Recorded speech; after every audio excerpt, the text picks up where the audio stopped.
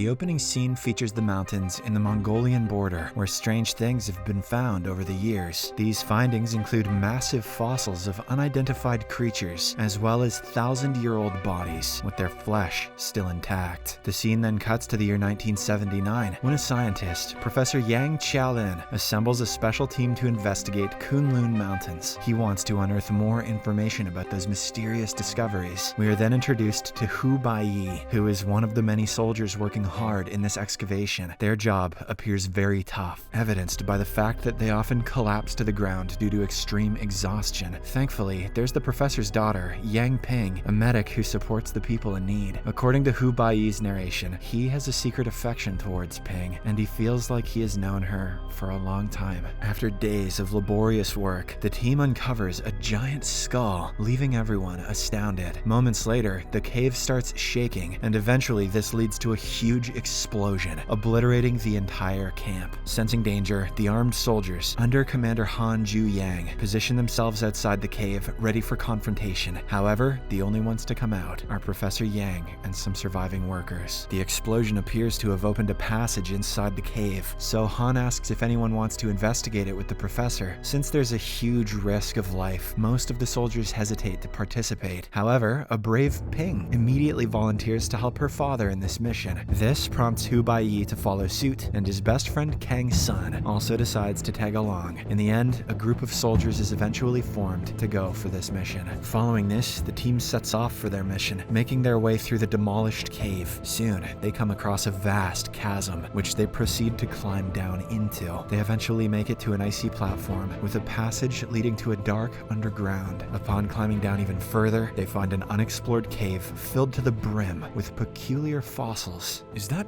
Joe Biden? After wandering around for a while, they discover an exit that leads them to the other side of the mountain. Professor Yang tells Bayi that according to the legends, there's the gate of an ancient kingdom in this vicinity, belonging to a pent secret government. Their conversation is suddenly interrupted when the other soldiers find a shocking discovery, a colossal paw print in the snow. Following this, the team starts pursuing these paw prints, unaware of the fact that a giant beast is nearby. On the way, they find numerous butterfly-like creatures fluttering around them. Upon a closer look, they realize these aren't butterflies, but peculiar-looking bats. Unbeknownst of the threat they pose, one soldier captures one with his bare hands, triggering an unexpected outcome. He burns down with a blue flame, resulting in his demise. Two more soldiers rush to his aid, only to suffer the same fate. Seconds later, hundreds of these bats surround the team, prompting them to open fire. The noise of the commotion startles the giant beast nearby, causing it to retreat. However, its sudden movement triggers an avalanche, posing another challenge for the group. In a desperate bid for survival, the soldiers begin running away, yet several of them are killed. At one point, they're forced to stop because there's an abyss in front of them. Left with no other choice, the soldiers pair up with ropes before jumping into it. As they fall, a rope tying Bayi and Ping gets stuck on a piece of ice, leaving the two hanging. Not long after, the rope snaps, causing them to plunge into the darkness below. In the next scene, Bayi regains consciousness and finds himself in Ping's arms. He is unable to understand how he managed to survive such a fall. This incident reduces the number of survivors to 4: Bayi, Ping, Professor Yang, and Kang Sun. The rest didn't have names, so we didn't care about them anyway. These survivors then gather as many supplies as possible before resuming their excavation. Eventually, they come across an expansive cave with a tall tower at its center. The professor recognizes this place as the sacred palace of Kunlun. The tower is said to have 9 levels, where demon creatures have been trapped. Professor Yang then kneels down and lights up a candle. The fire instantly creates a flame that summons a swarm of bats, encircling the tower. After this, he sends Bayi and Ping to the tower's entrance, disregarding Kang Sun's warning. As soon as the duo step in holding hands, an opening appears on the top, emitting a bright light. Soon after, the cave begins to fill with numerous spirits. Assuming that they have opened the gates of the devil, Kang Sun immediately extinguishes the candle, thwarting the entire process. Unfortunately, as a consequence, the cave begins to collapse, and the bats return to attack them. Sensing the impending danger, Kang Sun sacrifices himself to divert the bats' attention, enabling the remaining group members to flee. The 3 of them somehow manage to find an exit, but it's on the high edge behind a waterfall. While contemplating their next move, the bats catch up to them and launch their attack. Bayi attempts to fend them off with fire, but a bat strikes him from behind. Upon witnessing the emergence emerging flame. Ping hastily pushes him into the water before jumping off with her father. Bayi manages to find her underwater, but they're soon separated by a giant water creature that takes her away. In the aftermath, a heartbroken Bayi swims out and makes his way back to the base. Once there, he gets his wounds treated, while Han informs him that he's the only survivor. The commander further mentions that they found all the dead bodies of their soldiers, except for Ping's and her father's. Devastated by the loss of his loved ones,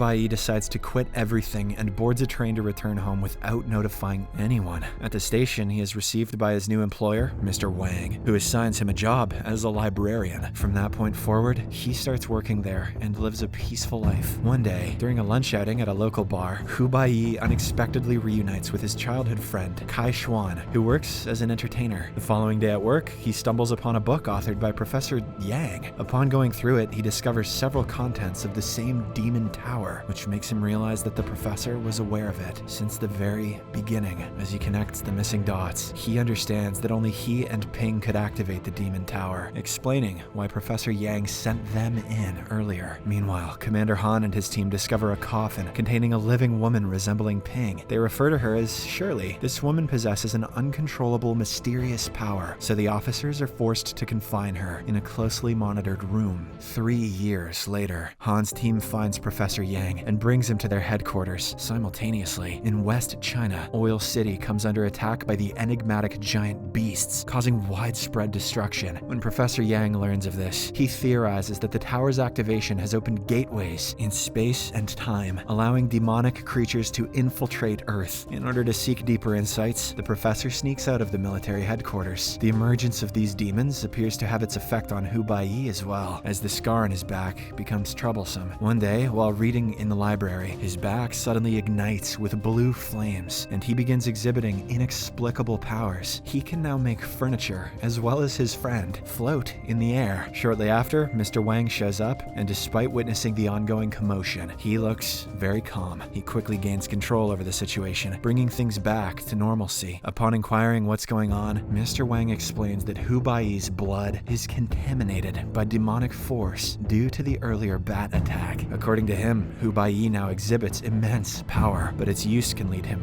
to hell. Bayi wonders how he knows all of this, and the latter uses his own psychic powers to transform the library into an old tomb. He finally reveals himself to be a protector of Prince Yi from the Su-Lin nation. He goes on to explain that Prince Yi was Bayi's predecessor, and he had been the one to lead mankind against the demon race that had taken over Earth. Prince Yi used his own body to seal the tower, trapping most demons inside, but some of them assumed human form. These demons are now looking for Bayi because he's the only one capable of opening the tower. Back at the military headquarters, Shirley appears to have recovered her memories and surprisingly expresses her desire to meet Bayi. As a result, Han traces him and pays him a visit at the library. The latter initially refuses to join the military force again, but he changes his mind after learning about the woman resembling Ping. Following this, Bayi accompanies the commander, and Kai Xuan tags along. Han leads them to northern China, where he introduces them to the team that'll be going on a mission to find the professor. The group comprises a guy named Chang Dong, a young woman Wei Wei, Shirley, and other soldiers. Overwhelmed with emotion upon seeing Shirley, Bayi addresses her as Ping, but she insists on calling herself Shirley. The group then prepares weapons and supplies before setting off on their mission. They make their way through the desert, riding on camels. At one point of their journey, they're hit by a sandstorm, prompting them to run for their lives. As a result, Kai Xuan and 3 other members get separated from the group. After days of non-stop travel, Bayi's group arrives at the ruins of Oil City, while Kai Xuan's group is still in the middle of the desert. When they are suddenly ambushed by demonic creatures, Kai Xuan's group further splits up in a desperate attempt to save themselves. Despite their efforts, the monsters kill 2 of them, while Kai Xuan and another man manage to reach Oil City, reuniting with the main group. Upon hearing their confrontation with the monsters, Bayi suggests leaving to avoid the massacre like it happened earlier in the cave. However, Chang and Shirley decide to stay and complete their mission. Their discussion is abruptly interrupted by the approaching sounds of monsters. As a result, they arm themselves and prepare to fight. They soon gun down the first beast before chasing the second one. However, when they turn back, the first one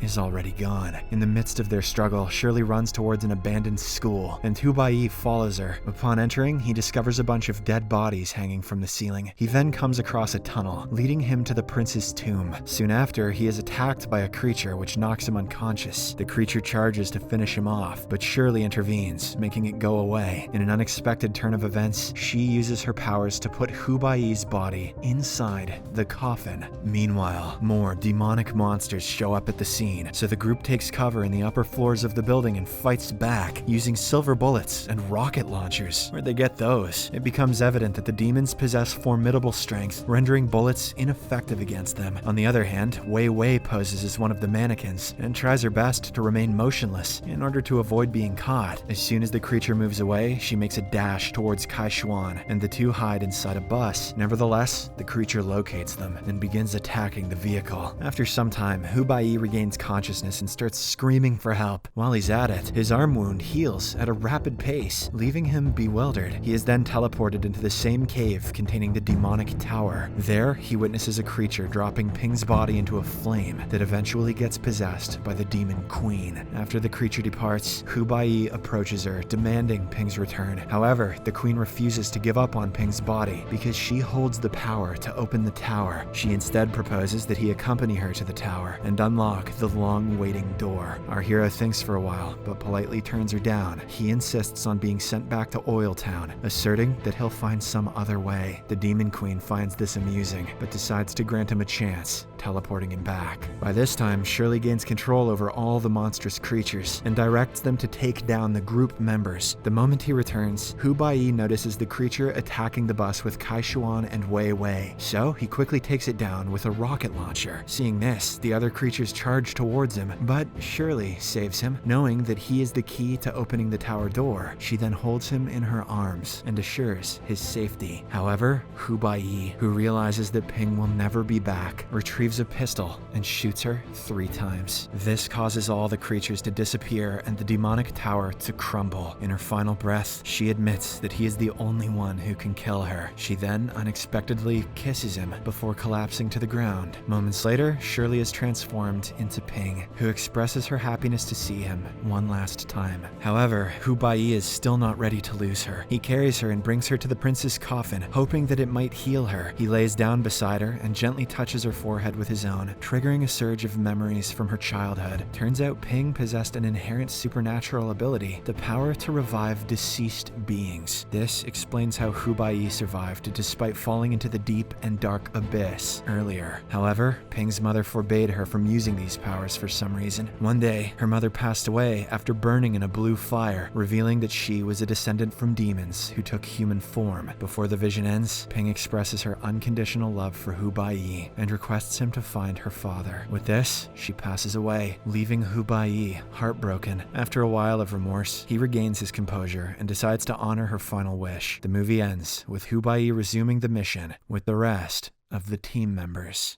Subscribe for more videos like this, turn on notifications, and leave a like to help the channel out. Thank you for watching.